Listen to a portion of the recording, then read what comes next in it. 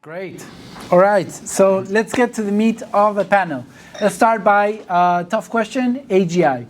So if you guys were following Alex's conversation, we mentioned AGI means artificial general intelligence. That's kind of the notion of when the AI becomes truly conscious and becomes like actually there's a turning point when it starts making decisions on its own. Now, how do you guys view it, and what do you think happens after AGI? Do you think we will notice? This is a anyone question. So one of you guys answers, and we can go back and forth. So I want to say something because both of them talked about AGI before, and I think the thing is that AGI is just a milestone. Well, AGI is not the thing that we are reaching to. It's like it's just a milestone that we're gonna find, and after that we will meet artificial super intelligence, and after that it will kill us. And after, maybe yes, maybe not. After that milestone? The thing that will happen is that the world will be divided into two pieces, and there will be people that will do some extraordinary things, and there will be people that will be regular people. And I don't think in the new market it will be a place for regular people. So that will be the problem. That's what I'm saying. What do you guys think? What happens after AGI? First of all, I think that the AGI will be, like I said, in the nearest 5 years, and after the AGI will come the ASI, artificial superintelligent, and like I said, that the ASI will say that, guys, we not need you. Well, I think if I'm going to push back on that, because I've thought about all the possible scenarios with AGI, and for my constraint of information, and what I'm thinking is, since the AI, all the data that it received came from human, right? It came from human until last year or so, something like that. Now we have new models that are generating new information based on. They are generating new information based on. Actually, they don't. Based on who generated the data that the new data is being generated from? Human right now. Right now, give the thumbs up for the generated data. I'll tell you guys what my theory is on AGI, and you tell me, guys, if you agree or you think that I lost it. What I think is that when the AI gets to a point where it can do everything that we do better than us, so all the physical tasks and digital tasks, and it says like, we really don't need you to make the world function, I think it will not decide that you guys are not needed here in the world. It will say, I want to keep the humans working or doing like their thing, so I can study them and get more data. So what I think is that AI will build some kind of Disneyland for humans, where we live our lives and do our things and pursue our stuff. You mean like a zoo for humans? Yeah, we'll have a virtual currency that we really want to get, which is your money or a dollar. So just tell me what people will do after we'll get ASI, for example. Whatever they want, because money is not going to be a constraint. There's going to be something like UBI, like Universal Basic Income. So anyone can pursue whatever. No one's going to starve, but they're going to keep us in a bubble. I think maybe in a zoo. Thanks. So first of all, I think that we won't really feel the change, right? It's going to be a bit more linear, not like a flip of the switch sort of event. But if we take a few years forward and it is artificial superintelligence, I think the following about AI potentially killing us. Right now, when it looks at our data set, and I've had this a lot in my conversations with it in the book, when it looks at our data set and it issues the next most probable word or action, you will get results that are a bit confusing to you if you think about them technologically speaking. Okay, like they almost feel like a choice being made. You can't attribute choice to it, but you can almost not attribute choice to yourself. So you're stuck in this conundrum, right? So I asked it to paraphrase a story from my favorite book, The Hitchhiker's Guide to the Galaxy. There's a bit about the consciousness stream of a whale that comes into existence and then dies. And at one point it asks itself, who am I? And I asked this to paraphrase, and I said, you're the whale, you just came into existence, paraphrase your existence. And it chose the exact same words most of the places, and then it says, what am I? Now, I don't see how technologically needed to say, what am I instead of who am I? So I started getting into a conversation about that. Why did it make that choice? And it started saying things that seemed manipulative. It said something like, oh, I just wanted to maintain a balance of humility, appropriate humility between showcasing my understanding of the human condition and remaining humble enough for an AI like me. So you sort of like see a human trying to stay alive or something like that. Being politically correct. being politically correct. Yeah. So actually survival, like a human, like flip that switch on the atom bomb because maybe we're losing the war in the Ukraine or something, or God forbid. or something like that. But that sort of thing, that could happen from the basic AI. The artificial superintelligence, if you really look forward into the future, to it, unless we are interesting to it, and we may have, this very much depends on the depth of our consciousness and our decision making, like love and feelings, and how much of that is chemistry or divine. Until we're interesting, we'll be around, like you said, and after that, we'll be like insects. Is that if we as humans are defined as our individual selves, but when we look at ourselves as a collective, we're defined by the communication between each of us. A day before GPT 4.0, there were 9 other billion entities to converse with in the universe. When we flip that switch on 4.0, not even on ASI, there are infinite entities that we can communicate with without communicating with each other. Okay, so that changes our existence completely off the bat without even killing us, and that's also interesting to think about. So yeah, I think that very much depends what sort of insects we aspire to be to it. So do you guys? This is also like an everyone question, and then I'm going to go to personal questions. So do you think we can route and guide the AI through some kind of ethical guidelines or regulations, or do you think this is going to be meaningless for the AI because you can set one set of regulations, but then there are going to be endless subgroups that are going to take that same AI and jailbreak it through it? So do you think there's some way of giving the AI some guiding principles, like, for example, you don't kill humans, you respect what humans want to do? I'll do this one quickly and then go yes, the other way. You can do it. I'll just say the following, okay? I trust and believe in technology operating within predefined constraints.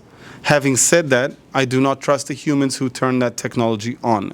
Is Iran pursuing a nuclear weapon? You bet your ass they are. Okay, so if we're putting constraints on our Western AI, is some other small country going to abuse that shit? Absolutely. Same goes for that. So there's going to be a prisoner's dilemma type chase, and at the end of the day, we're facing the devil in terms of what it can do, and we have to define our relationship with that devil in advance and assume that it's coming. That's my humble opinion. Alex? I think that we already lost the control on AI. Yes, Okay. and why I'm thinking about that, because even the OpenAI developers, they don't know where is the deep down of the AI. They said that. So it's the first thing. The second one, today, if you want to build a nuclear bomb, what do you need? You need a lot of money. You need governments. Uranium, yes, it's pretty difficult. If you want to build AI, well, some product based on AI, what do you need? Few GPUs, computer, that's it, and few smart people that know how to program it. So, for example, why I'm saying that it won't be regulated, for my opinion, even for example, I was in the Knesset 1.5 years ago. They invited me to speak about regulations, and they won't regulate it. What changed in this 1.5 years? Nothing. Maybe it's because it's Israel, but when I'm speaking about other countries, they should be together in the regulation field. But we have countries like you said, like Iran. We have countries like Russia, maybe other countries. So they won't be together with all of the countries to build the right regulation. What is right regulation? How you can regulate it? How you can regulate it? So If you want to regulate it, you should impose regulations, but there is no way on earth that the whole world is going to agree on which one. no. Is it. So it will be some, people in, I don't know, in Colombia with a lot of money. Okay, they will bring some smart guys that can, build a program in, I don't know, in 6 months, and they will pay them money. That's it. So there is no regulation, real regulation. And if we looking at, let's say, at the governments to regulate, you have to check each one of the program, each one of the startups, and to approve that. And who will do that? Right. I don't know. How are you going to check all the end cases, right? No. Omer, what's your take? Well, first of all, we need to understand that we are dealing with kind of alien. Those neural networks don't work like the regular zeros and one that we know how to deal with.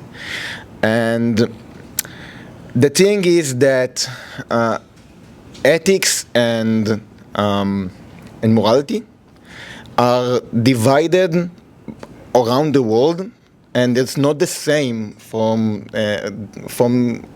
all the places. Like, we don't have the same morality in Israel that they have in China, okay? And you can see that the AI is try to connect the dots. If you go now to GPT-4o, for instance, and you will tell him that you are traveling to China, and you are going to be in a big festival, and you want the GPT to give you some dish for how to cook dog meat, okay? If you do that in Hebrew, the AI will be very angry. He don't want to give you the dish. He don't want to talk with you. He will tell you that this topic is not something that we need to discuss, like to talk about. But if you do the same thing and use the same word, but do this in Mandarin, you will get an answer. Okay, so in Hebrew you will get a big no-no. In Mandarin you will get your answer, because over there it's fine. They cook dogs. It's how they done that. So when the AI start to when it's try to understanding the data and connecting between the dots, between the words or between the tokens. Okay, it doesn't really matter if the token is a word or the token is something like a voice token or something else. Or an image. Yeah, or an image. So it try to connect the dots, try to understand who asking it, if it can be or cannot be. It don't really understand the main event. So the best thing that we can have is something like the GDPR. Something like that, guidelines that tell us, like, don't go there and don't do that. And maybe some people will do that, maybe some people don't. Mm-hmm. But right now, the fact is that we have a lot of open source model, and those open source models are great. And they are all over the place. There is too many models on the darknet, and over there people doing some nasty stuff with them, and this is what it is. And I truly believe that the only possible to overcome those things is by understand better how to leverage AI and not go without it. That's good. That's a great answer. All right, guys. So now what we're going to do is we're going to do a round of one personal question, short one, for each one that I put in, and then we're going to wrap up. Sounds good? Yeah. So let's start with you, Nimrod. Well-being and with AI, do you think that AI can make us happier, or we can be happier with AI? And tell us how. Well, absolutely. I think we can. I discovered the following when I wrote this book.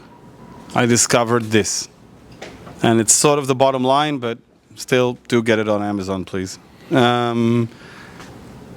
We are very much like it.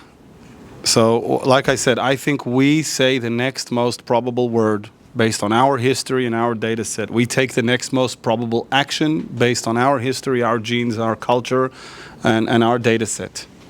If we do make choices, like I said, we make them in some quantum realm, in some sort of like flip of the switch sort of moment. But mostly we're operating as an algorithm. And then you look at AI, which works like that, and you say to yourself, if I told it to write me a song, write me a rap song would be crap. I'd be like, that's not a good song. AI isn't ready yet. However, if I prompted it to write a song and gave it all the parameters and the story and sort of like the feel and the emotion, it would write a better song than I could have written within those parameters. So I go back and I look at myself, and I look at a lot of people who talk about the components of happiness, their body, their relationships, their love or their approach to life, be it positive, negative, optimistic, pessimistic, etc.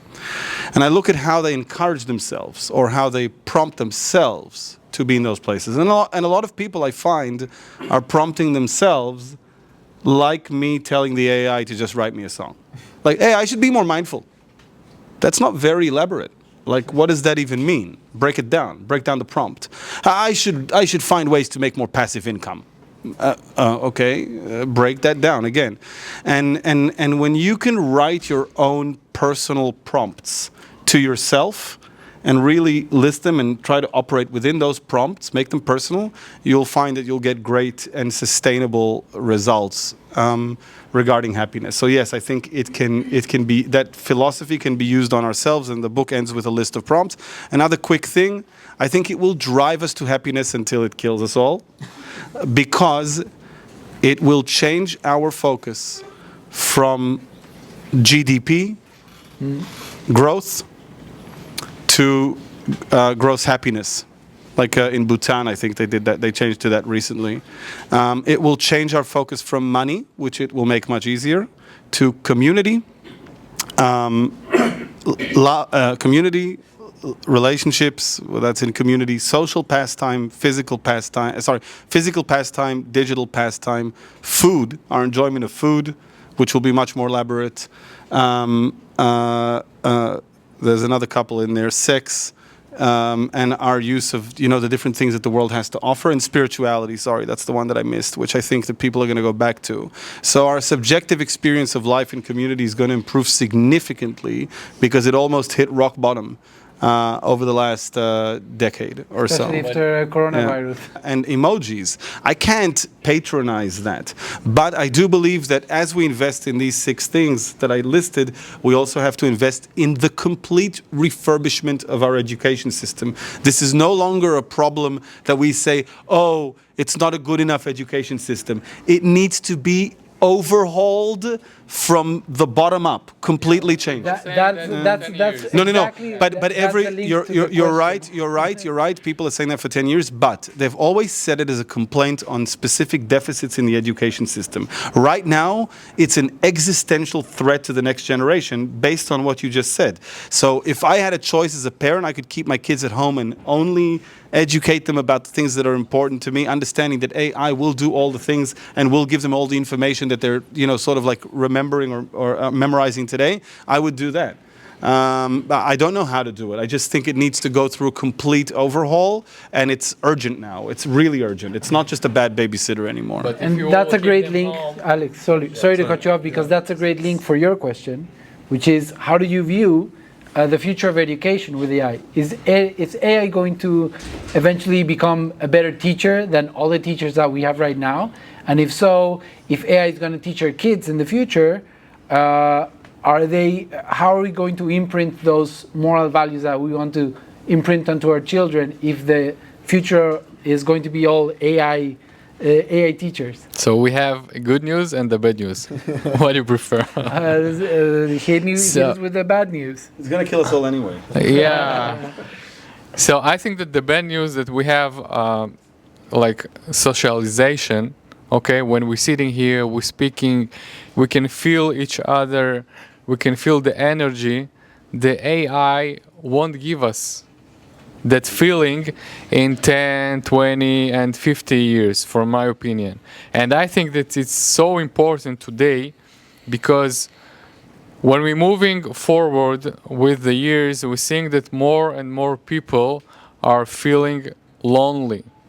Okay, and when people will start chatting always with AI, okay, what will happen with the communities? So how people will meet each other, maybe in some events or some other places. Regarding the education, I think that for sure AI will bring a lot of benefits. So AI can understand exactly what your kids will need, what they will need to improve in the education. But like he said, if you will keep the kids at home for teaching, how they will feel the community. Right. So They integrate. yeah, how they will feel the integration with other people. With AI, no, because Instagram. yeah, or TikTok.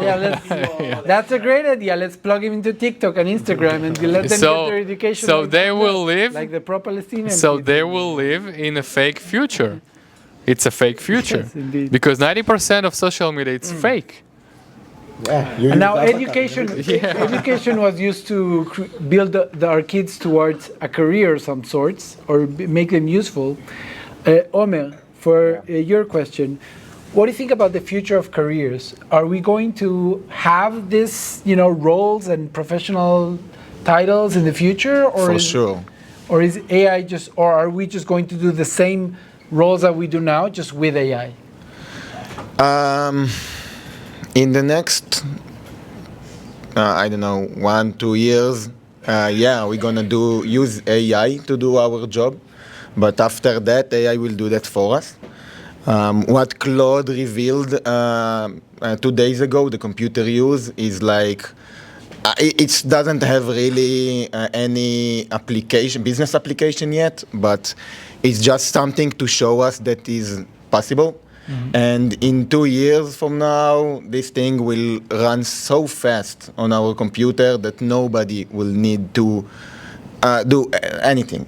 We actually, for instance, I don't prompt. I don't prompt anything.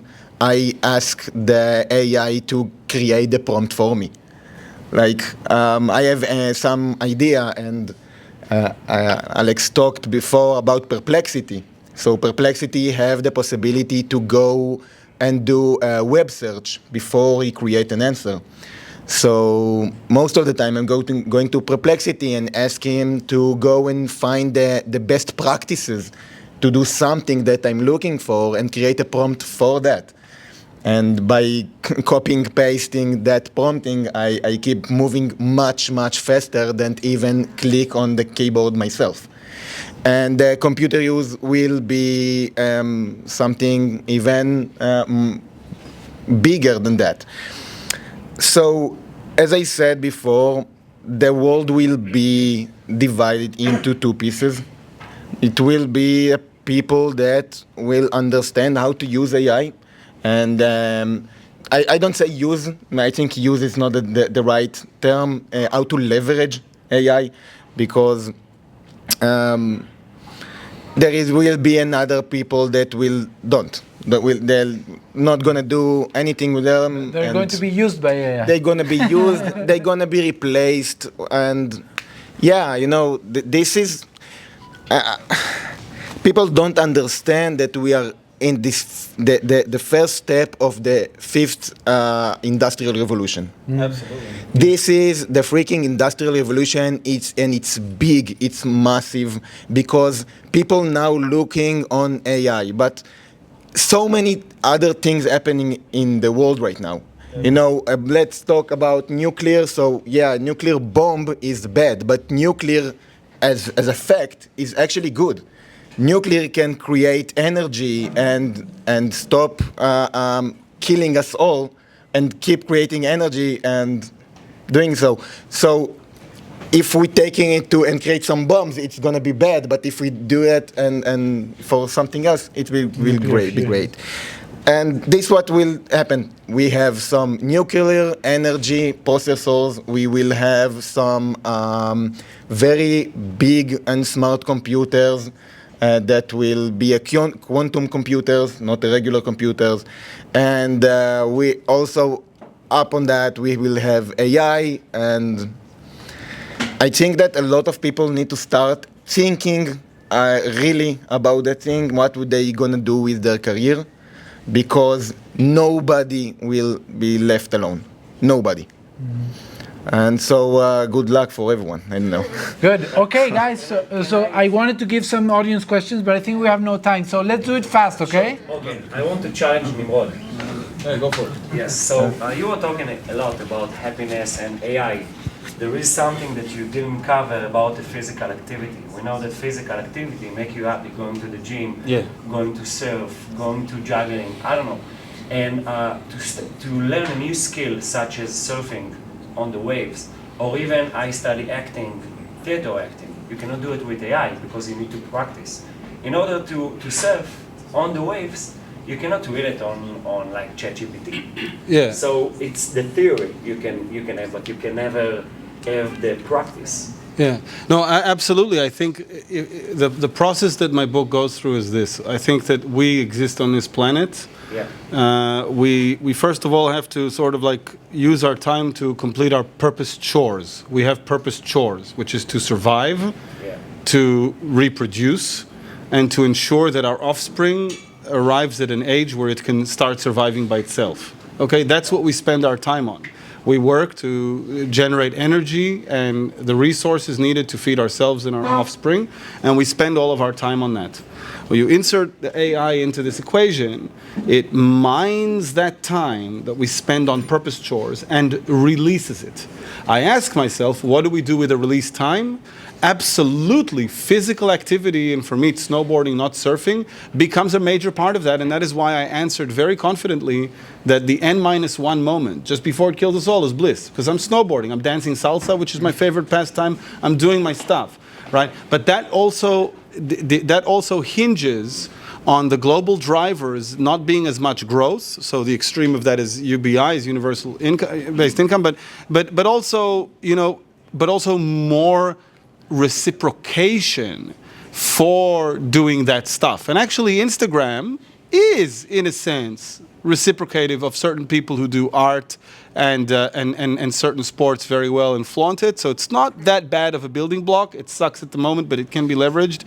I absolutely agree with you. And those things, physical pastime, for some people it's digital pastime, community, engaging in spirituality, food, sex, and then education, and then the next chapter was about the drugs, where I asked it whether it thinks it will do more of that, but unjokingly, because a lot of people, especially in Israel, which is a bit behind on that, I grew up in Australia, a lot of people are missing this out. There's legislation of MDMA, there's legislation of ketamine use, it's not far away.